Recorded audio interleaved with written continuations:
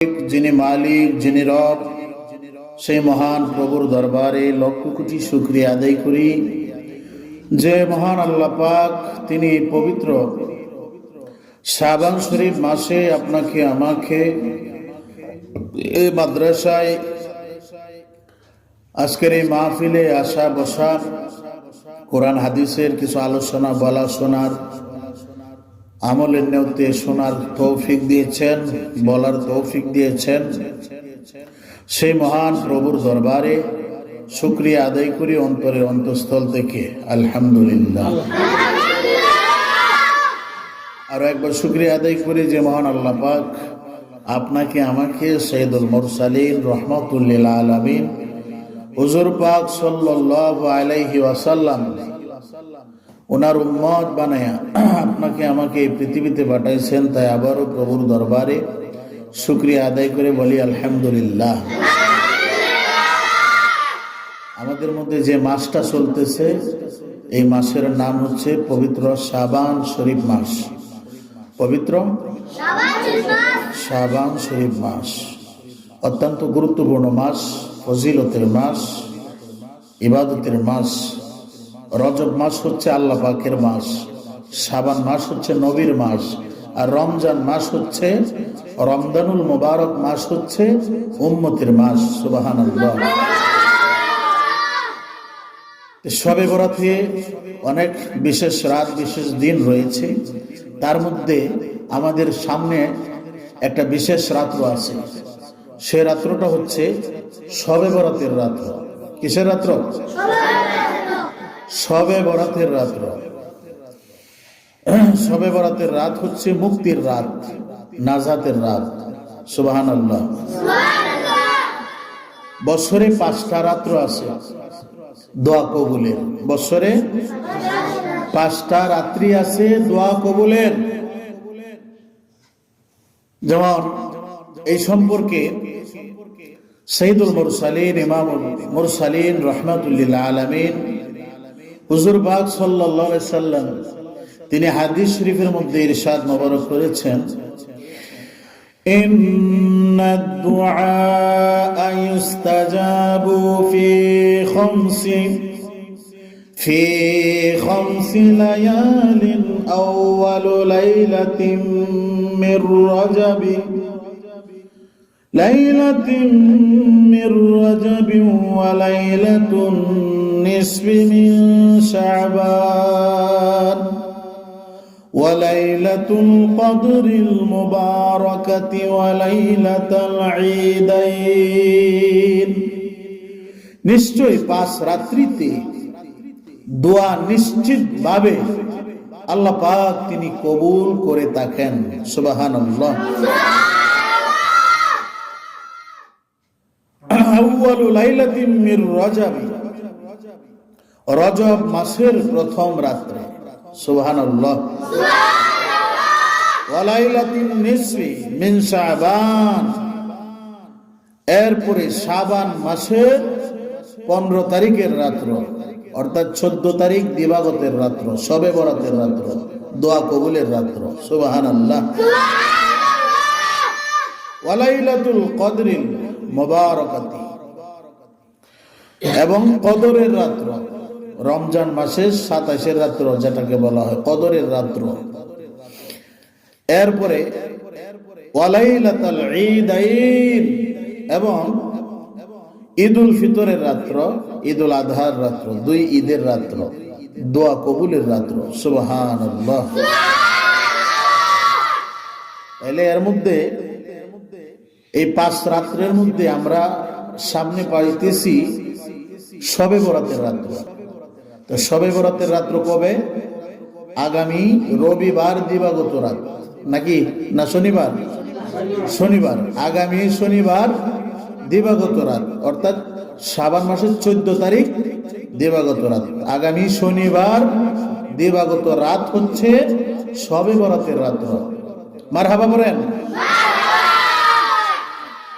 এখন এই রাত্রে আল্লাহ পাক কেন দোয়া কবুল করেন, এটাকে বিশেষ রাত্র কেন বলা হয়েছে? যেমন হাদিস শরীফের মধ্যে বলা হয়েছে, عن حضرة علي كرم الله وجهه رضي الله تعالى عنه عليه السلام قال قال رسول الله صلى الله عليه وسلم إذا كانت ليلة النصف من شعبان فقوموا ليلها وصوموا يومها فإن الله تعالى يطرل فيها لغروب الشمس إلى السماء الدنيا فيقول ألا من مستغفر فأغفر له ألا مسترزق فأرزقه ألا مبتلا فأعافيه على كذا حتى يطلع الفجر سبحان الله বলেন হযরত আলী কাররামাল্লাহু ওয়াজহাহু রাদিয়াল্লাহু তাআলা আনহু তিনি বর্ণনা করেন, তিনি বলেন মহান আল্লাহ পাক ওনার হাবিব হুজুর পাক সাল্লাল্লাহু আলাইহি ওয়াসাল্লাম তিনি ইরশাদ মুবারক করেন, যখন শাবান মাসের 15 তারিখ রাত্র, শাবানের 15 তারিখ রাত্র অর্থাৎ বারাতের রাত্রি উপস্থিত হবে, তখন তোমরা এই রাত্রিতে নামাজ আদায় করবে এবং দিনে রোজা রাখবে। কেননা নিশ্চয় মহান আল্লাহ পাক তিনি এই রাত্রিতে সূর্যাস্তের সময় পৃথিবীর আকাশে আসেন, অর্থাৎ রহমতে খাস নাজিল করেন, অতঃপর ঘোষণা করেন কোন ক্ষমা প্রার্থনাকারী আসো কি, আমি তাকে ক্ষমা করে দিব। কোন রিজিক প্রার্থনাকারী আসো কি, আমি তাকে রিজিক দান করব। কোন মুসিবতগ্রস্ত ব্যক্তি আসো কি, আমি তার মুসিবত দূর করে দিব। হাত্তা ইয়াতলুআল ফজর, এভাবে আল্লাহ পাক রব্বুল আলামিন প্রথম আসমানে এসে ফজর পর্যন্ত ডাকতে থাকেন, বান্দাদেরকে ডাকেন আল্লাহ পাক। তাহলে বান্দাদের উচিত এই রাত্র, সারা রাত্র আল্লাহ পাককে ডাকা। জোরে কোন ঠিক কিনা? যিনি খলিক, মালিক, রব মহান আল্লাহ পাক, যিনি আমাদের মালিক, আমাদেরকে যিনি বানাইছেন, সৃষ্টি করেছেন, কুল খাইনাতের মালিক যিনি, তিনি সারা রাত্র প্রথম আসমানে এসে আল্লাহ পাক আমাদেরকে ডাকবেন আর আমরা রাত্রে ঘুমাইয়ে থাকবো। এটা কি হয়? আমাদেরকেও আল্লাহ পাককে ডাকতে হবে, কেননা আল্লাহ পাক বলেছেন ফাযকুরুনি, তোমরা আমাকে ডাকো, আমি আল্লাহ পাক সাড়া দিব। সুবহানাল্লাহ। আমাকে স্মরণ করো, আমি আল্লাহ পাক তোমাদেরকে স্মরণ করব। উক্ত হাদিস শরীফের ব্যাখ্যায় ইমাম মুস্তাহিগণ বলেন, লাইলাতুল বারাতি ফিয়া লাইলাতুল আফwi ওয়াল কারামি, লাইলাতুত তাওবাতি ওয়ান নাদাম, লাইলাতুল যিকরি ওয়াস সালাত, লাইলাতুস সাদাকাতি ওয়াল খায়রাত, লাইলাতুদ দুআই ওয়াজ জিয়ারাতি, লাইলাতুস সালাতি আলান নবী সাল্লাল্লাহু আলাইহি ওয়াসাল্লাম, লাইলাতুত তিলাওয়াতিল কুরআনিল কারীম। সুবহানাল্লাহ। বারাতের রাত্র হলো ক্ষমা ও দয়ার রাত্র, তওবা ও লজ্জিত হওয়ার রাত্র, জিকির ও নাজাতের রাত্র, সদকা ও খায়রাতের রাত্র, দোয়া ও জিয়ারতের রাত্র, দুরূদ শরীফ, সালাত শরীফ পাঠ করার রাত্র এবং কোরআন শরীফ তেলাওয়াত করার রাত্র হচ্ছে শবে বরাতের রাত্র। যখন সুবহানাল্লাহ। এখন শবে বরাত কি এটা আগে বোঝার দরকার, ঠিক কিনা? জোরে কোন? অনেকে শবে বরাত মানে না, এরকম লোক আমাদের সমাজে আছে না নাই? নেট দুনিয়ায় আছে না নাই? এখন তো নেটের যুগ, ফেসবুকের যুগ, ইউটিউবের যুগ নাকি? অনেক বক্তা দেখবেন শবে বরাতের বিরুদ্ধে ওয়াজ করে, কয় শবে বরাত কোরআন হাদিসের কোন জায়গায় নাই। জোরে কোন নাউজুবিল্লাহ। এখন আমরা প্রমাণ করব শবে বরাত কোরআন শরীফ, হাদিস শরীফের মধ্যে, ইজমা কিয়াসের মধ্যে শবে বরাত আছে না নাই? দলিলের দরকার আছে না নাই? আল্লাহ পাক তিনি পবিত্র কালামুল্লাহ শরীফের মধ্যে ইরশাদ মুবারক করেন, হাতু বুরহানাকুম ইন কুনতুম সাদিকিন, যদি সত্যবাদী হও দলিল পেশ করো। তাহলে দলিলের দরকার আছে না নাই? শরীয়তের দলিল কয়টা? 60টা। কয়টা? শরীয়তের দলিল হচ্ছে 60টা। তার মধ্যে একটা হচ্ছে কোরআন শরীফ, একটা হচ্ছে কালামুল্লাহ শরীফ, আর একটা হচ্ছে হাদিস শরীফ, আর একটা হচ্ছে ইজমা আর কিয়াস। এই 60টা দলিল হচ্ছে শরীয়তের দলিল। জোরে বল সুবহানাল্লাহ। সব হচ্ছে ফারসি শব্দ। সব কি শব্দ? ফারসি, যার অর্থ হচ্ছে রাত, যার অর্থ হচ্ছে রাত। আর বারাত হচ্ছে আরবি শব্দ, যা উর্দু, ফারসি, বাংলা ইত্যাদি সব ভাষাতেই ব্যবহার হয়ে থাকে, যার অর্থ হচ্ছে মুক্তির ও নাজাতের রাত ইত্যাদি। তো এখন কোরআন শরীফ ও হাদিস শরীফের ভাষা যেহেতু আরবি, কোরআন শরীফের ভাষা কি? ইংলিশ, বাংলা, উর্দু, ফারসি। তাহলে জোরে কোন? কোরআনের ভাষা আরবি, হাদিস শরীফের ভাষা আরবি, কারণ নবীর ভাষা হচ্ছে আরবি, আল্লাহ পাকের ভাষা হচ্ছে আরবি। কোরআন শরীফ ও হাদিস শরীফের ভাষা যেহেতু আরবি, তাই ফারসি সব শব্দটি কোরআন শরীফ ও হাদিস শরীফে না থাকাটাই স্বাভাবিক। কোরআন শরীফে কি ফারসি শব্দ থাকবে? আর আরবি শব্দ থাকবে, যেহেতু কোরআনের ভাষা আরবি। হাদিস শরীফে কি ফারসি শব্দ থাকবে না আরবি শব্দ থাকবে? যেহেতু হাদিস শরীফের ভাষাও আরবি। কোরআন শরীফের ভাষা আরবি, হাদিস শরীফের ভাষা আরবি। কোরআন শরীফের ভাষায় শবে বরাতকে, আরবিতে শবে বরাতকে লাইলাতুম মুবারাকাহ এবং বরকতময় রজনী, লাইলাতুম মুবারাকাহ বা বরকতময় রজনী। এবং হাদিস শরীফের ভাষায় শবে বরাতকে লাইলাতুন নিসফি মিন শাবান, শাবান মাসের 14 তারিখ দিবাগত রাত বা 15 তারিখ রাতকে বোঝানো হয়েছে। জোরে বলুন সুবহানাল্লাহ।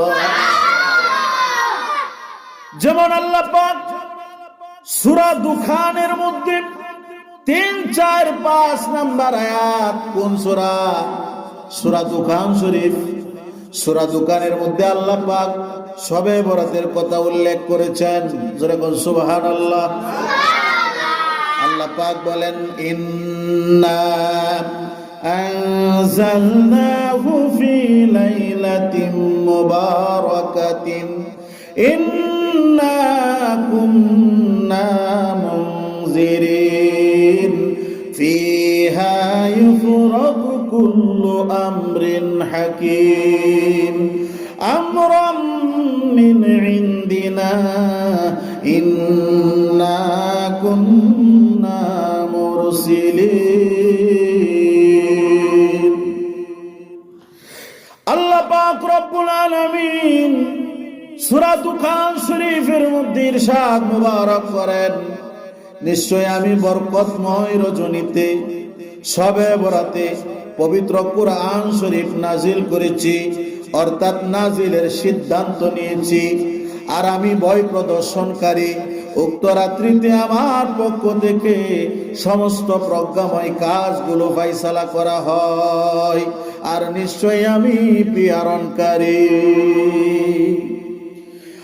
আর হাদিস শরীফের মধ্যে আল্লাহর হাবিব সাইয়্যিদুল মুরসালিন, ইমামুল মুরসালিন ইরশাদ মুবারক করেন, তিরমিজি শরীফের হাদিস, মিশকাত শরীফের হাদিস, ইবনে মাজাহ শরীফের হাদিস, আন উম্মিল মুমিনিন হযরত আয়েশা সিদ্দিকাতি আলাইহা সালাম قالت فقلت رسول الله صلى الله عليه وسلم ليلة فإذا هو بالبقيع فقال أكنت তাখাফিনা আন ইউহিফাল্লাহু আলাইকি রাসূলুল্লাহ قلت يا رسول الله صلى الله عليه وسلم إني ظننت أنك أتيت بعد نسائك فقال إن الله تعالى ينزل ليلة النصف من شعبان إلى السماء الدنيا فيغفر لأكثر من عدد شعر غنم كلبي الله أكبر বলেন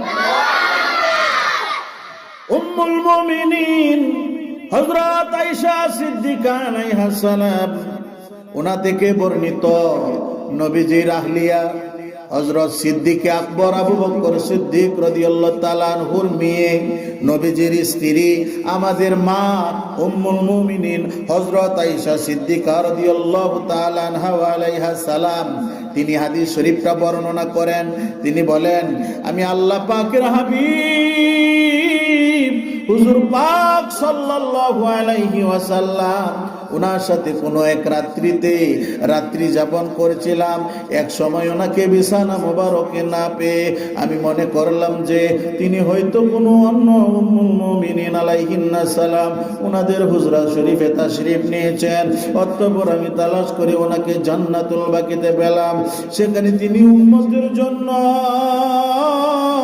আল্লাহ পাক ওনার নিকট ক্ষমা প্রার্থনা করছেন এই অবস্থা দেখে আমি সে হুজরা শরীফে ফিরে আসলে তিনিও ফিরে এসে আমাকে বললেন আপনি কি মনে করেছেন আল্লাহ পাক ওনার হাবিব হুজুর পাক সাল্লাল্লাহু আলাইহি সাল্লাম উনি এবং আল্লাহ পাক ওনারা আপনার আমানতের কিয়ানত করেছেন আমি বললাম ইয়া রাসূলুল্লাহ ইয়া হাবিবাল্লাহ নবী গো আমি ধারণা করেছিলাম যে আপনি হয়তো অন্য কোন উম্মুল মুমিনিন আলাইহিন্না সালাম ওনাদের হুজরা শরীফে তাশরীফ নিয়েছেন অতঃপর আল্লাহর হাবিব বললেন আয়েশা সিদ্দিকা আলাইহা সালাম আপনি কি জানেন আজকে কিসের রাত্রি আজকে রাত্র হচ্ছে শাবানের 15 তারিখ রাত্র এই রাত্রিতে আল্লাহ পাক রব্বুল আলামিন পৃথিবীর আকাশে অবতরণ করেন জোরে কোন সুবহানাল্লাহ রহমতে খাস নাজিল করেন অতঃপর তিনি বনি কলবের মেশের গায়ে যত পশম রয়েছে এর চাইতে বেশি বান্দা বান্দিকে আল্লাহ রাব্বুল আলামিন এই রাত্রিতে ক্ষমা করে দেন নবীর রওজা শরীফ দেখে মন ভরে না নবীর রওজা শরীফ दीदार देन गो शाहे मदीना दीदार देन गो शाहे मदीना नबीर रौजा शरीफ देखे मन भरे ना नबीर रौजा शरीफ देखे मन भरे ना दीदार देन गो शाहे दीदार देन गो शाहे मदीना আরশের মেহমান করেছেন আল্লাহ কত শান কত মান মোর কামলিওয়ালার আরশের মেহমান করেছেন আল্লাহ কত শান কত মান মোর কামলিওয়ালার আরশের মেহমান করেছেন আল্লাহ কত শান কত মান ওগো মদিনাওয়ালা করুণ করুণা ওগো মদিনাওয়ালা করুণ করুণা দীদার দেন গো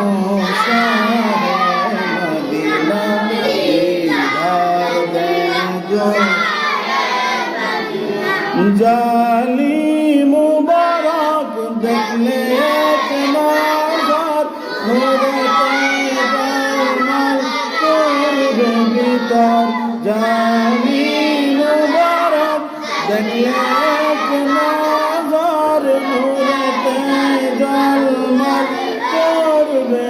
তোর জালি মুবারক দেখলে এক নজর নূরে ও গো রব্বুর রহিম কাছে ডাক দিন না ও গো রব্বুর রহিম কাছে ডাক দিন না দিদার দেন গো শাহে মদিনা দিদার দেন গো নবীর রওজা শরীফ দেখে মন ভরে না নবীর রওজা শরীফ দেখে মন ভরে না দিদার দেন গো শাহে মদিনা দিদার দেন গো শাহে মদিনা। অতএব প্রমাণিত হলো কুরআন শরীফ ও হাদিস শরীফে শবে বরাতের কথা উল্লেখ আছে না নাই? আর জোরে কোন আছে না নাই? তবে কুরআন শরীফে বারাতের রাতকে শবে বরাতের রাতকে কি বলা হয়েছে? লাইলাতুম মুবারাকাহ, লাইলাতুম বা বরকতময় রজনী। আর হাদিস শরীফে লাইলাতুন নিসফি মিন শাবান, শাবান মাসের 14 তারিখ বা দিবাগত রাত বা 15 তারিখ রাত্রকে শবে বরাত বলে হয়েছে। জোরে বলেন সুবহানাল্লাহ। এখন অনেকেই বলে থাকে, দিলের কানে শুনবেন, অনেকেই বলে থাকে যে সূরা দুখানের উক্ত আয়াত শরীফ দ্বারা শবে কদরকে বোঝানো হয়েছে। কেননা উক্ত আয়াত শরীফে স্পষ্ট উল্লেখ আছে যে আমি কোরআন শরীফ নাজিল করেছি বরকতময় রজনীতে। আর কোরআন শরীফ যে কদরের রাত্রিতে নাজিল হয়েছে তা সূরা কদর শরীফেই উল্লেখ রয়েছে। মূলত যারা উপরোক্ত মন্তব্য করে থাকে তারা সূরা দুখানের উক্ত আয়াত শরীফের সঠিক ব্যাখ্যা না জানা ও না বোঝার কারণেই বলে থাকে। মহান আল্লাহ পাক যে সূরা দুখানে বলেছেন আমি বরকতময় রজনীতে কোরআন শরীফ নাজিল করেছি, এর ব্যাখ্যামূলক অর্থ হলো আমি বরকতময় রজনীতে কোরআন শরীফ নাজিলের ফায়সালা করেছি। আর সূরা কদরে কি কয়? আল্লাহ পাক বলেছেন আমি কদরের রাত্রিতে কোরআন শরীফ নাজিল করেছি, এর ব্যাখ্যামূলক অর্থ হলো আমি কদরের রাত্রিতে কোরআন শরীফ নাজিল শুরু করেছি। অর্থাৎ মহান আল্লাহ পাক লাইলাতুম মুবারাকা বা শবে বরাতে কোরআন শরীফ নাজিলের সিদ্ধান্ত নিয়েছেন আর শবে কদরে তা নাজিল করা শুরু করেছেন। এখন বলেন কোরআন শরীফের নাজিলের সিদ্ধান্তটা আল্লাহ পাক কোন রাত্রিতে নিয়েছেন? শবে বরাতের রাত্রিতে। আর কোরআন শরীফ নাজিল করা শুরু করছেন কোন রাত্র থেকে? শবে কদরের রাত্র থেকে। এই জন্য মুফাসসিরিনে কিরাম রাহমাতুল্লাহি আলাইহিম ওনারা শবে বরাতকে লাইলাতুত তাজউইজ, লাইলাতুত তাজউইজ ফায়সালার রাত বলেছেন। আর শবে কদরকে বলেছেন লাইলাতুত তানফিজ, লাইলাতুত তানফিজ অর্থাৎ জারি করার রাত বলে উল্লেখ করেছেন। কেননা শবে বরাতে যে সকল বিষয়ের ফায়সালা করা হয় তা সূরা দুখানের উক্ত আয়াত শরীফে আল্লাহ পাক উল্লেখ করেছেন। যেমন আল্লাহ পাক ইরশাদ করেন ফিহা ইউফরাকু কুল্লু আমরিন হাকীম, উক্ত রজনীতে প্রজ্ঞা সম্পূর্ণ সকল বিষয়ের ফায়সালা করা হয়। জোরে বলেন সুবহানাল্লাহ। হাদিস শরীফেও এই আয়াত অংশের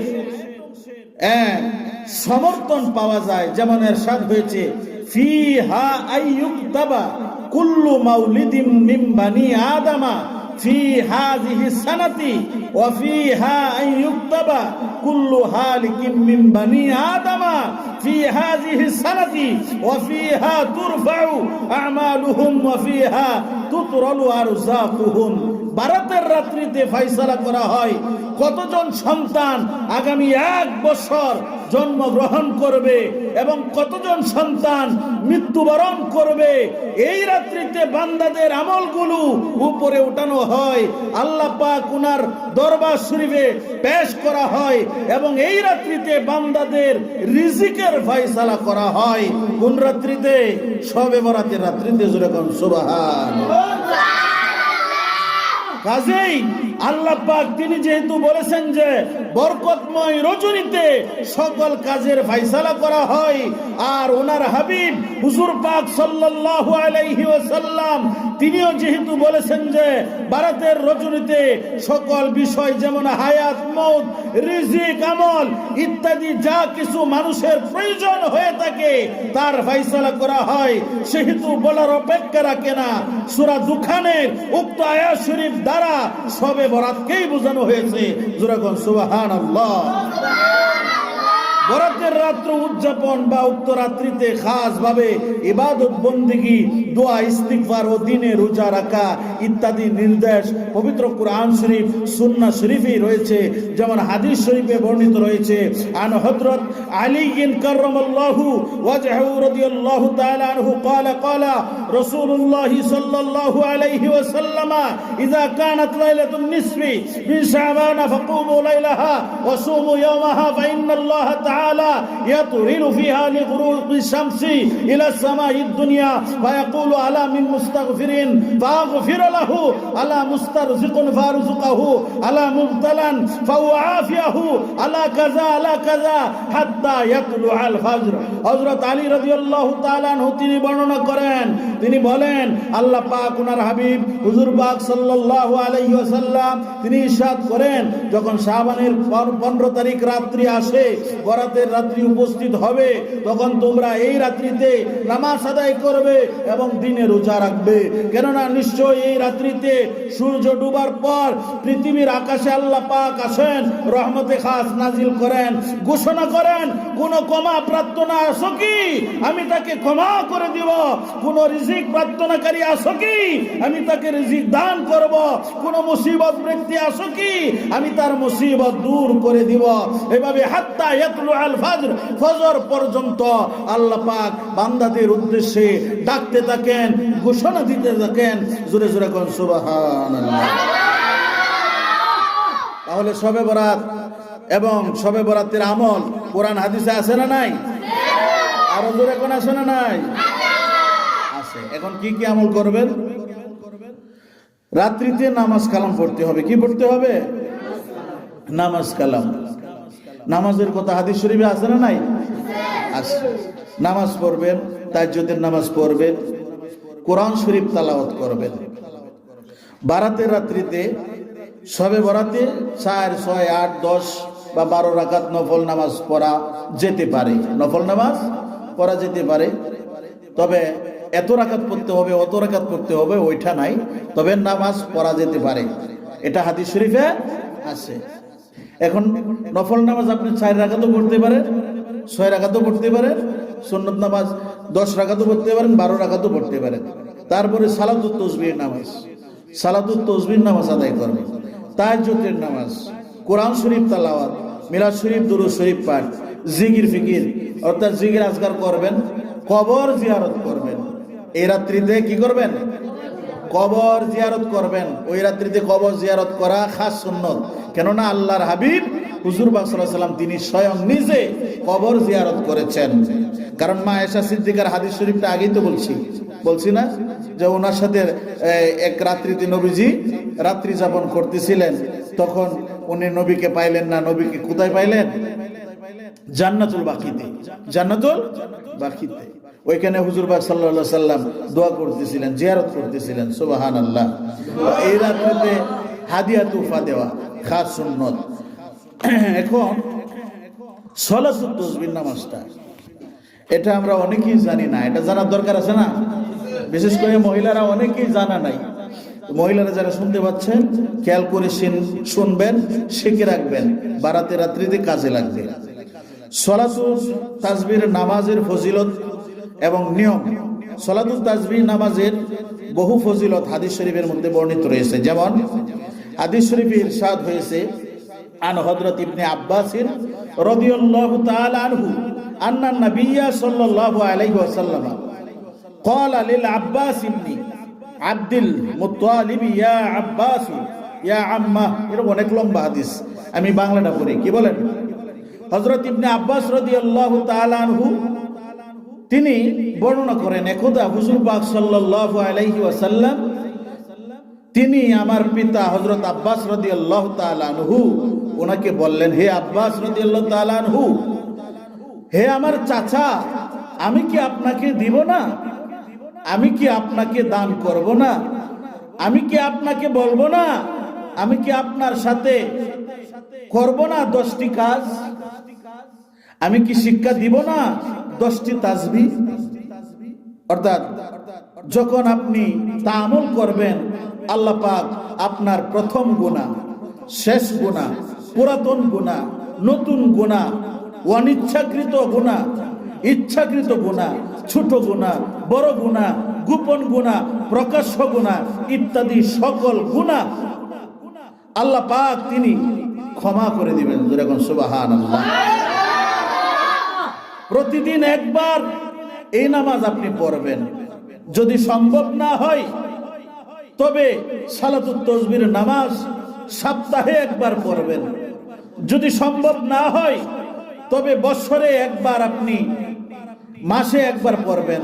তাও যদি সম্ভব না হয় তবে বছরে একবার পড়বেন। তাও সম্ভব না হলে জীবনে একবার হইলেও এই নামাজটা পড়ার দরকার আছে না নাই? আবু দাউদ শরীফের হাদিস শরীফ, এটা ইবনে মাজাহ শরীফের হাদিস, বাইহাকি ফি দাইলামি কবির, তিরমিজি, মিশকাত আর অসংখ্য অগণিত কিতাবের মধ্যে এই হাদিস শরীফটা রয়েছে।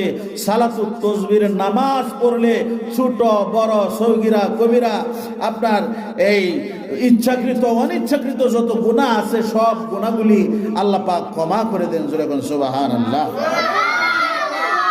এখন সালাতুত তাসবির নিয়মটা কি? এই নিয়মটা মনে রাখতে হবে সকলকে।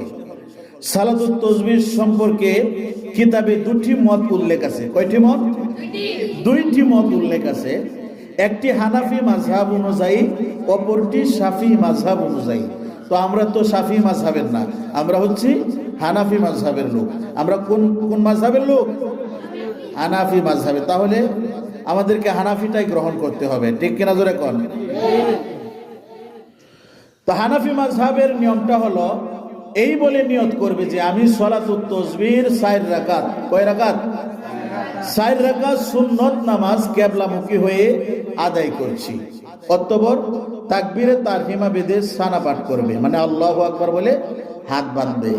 সানা পাঠ করে সূরা কেরাত পাঠ করার পূর্বে, সূরা কেরাত পাঠ করার পূর্বে, মনে রাখবেন, সূরা কেরাত পাঠ করার পূর্বে, সানা পড়ার পরে, সানা পড়ার পরে সূরা কেরাত পাঠ করার পূর্বে আগে 15 বার এই তাসবিহটা পড়তে হবে।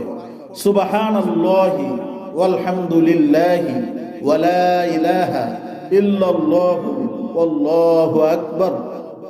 আমার সাথে কয়েকবার পড়েন, মুখস্থ হয়ে যান। সুবহানাল্লাহি ওয়ালহামদুলিল্লাহি ওয়া লা ইলাহা ইল্লাল্লাহু আল্লাহু আকবার।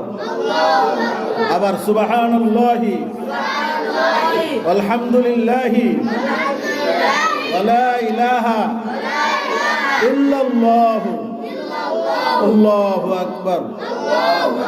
সুবহানাল্লাহি আলহামদুলিল্লাহি ওয়া লা ইলাহা ইল্লাল্লাহু আল্লাহু আকবার।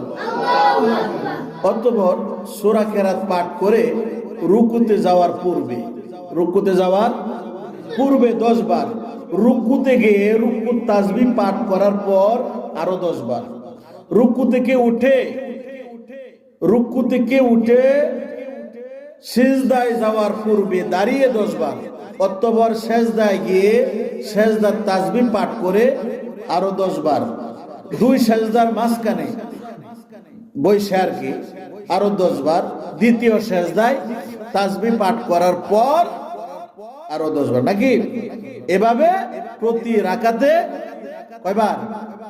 75 বার। কয়বার? তাহলে 4 রাকাতে 75 আর 75 কত হইতেছে? 300 বার। কয়বার? 300 বার। কয়বার হইতেছে? তো 4 রাকাতের মধ্যে 300 বার এই তাসবিহটা পাঠ করতে হবে। এই নামাজটা অত্যন্ত গুরুত্বপূর্ণ। সকল মা বোনে পড়ার কোশিশ করবেন। সকলেই যারা শুনতে পাচ্ছেন সকলেই বারাতের রাত্রিতে এই নামাজটা পড়ার চেষ্টা করবেন, কোশিশ করবেন। আল্লাহ পাক যেন আমাদেরকে শবে বরাতের আল্লাহ পাককে ডাকার এবং গুনাহ মাফ করার, করানোর, ইবাদত বন্দেগী করার, কোরআন শরীফ তালাওয়াত, জিকির ফিকির, তাসবিহ তাহলিল, মিলাদ শরীফ, কিয়াম শরীফ করার তৌফিক দান করেন। সকলে বলুন আমিন। আর বেশি বেশি করে এই মাসে আল্লাহর রাস্তায় খরচ করার তৌফিক দান করেন। সকলে বলুন আমিন। ওয়া আখিরি দাওয়ানা আনিল হামদুলিল্লাহি রাব্বিল আলামিন। নাহমাদুহু ওয়া নুসাল্লি আলা রাসূলিল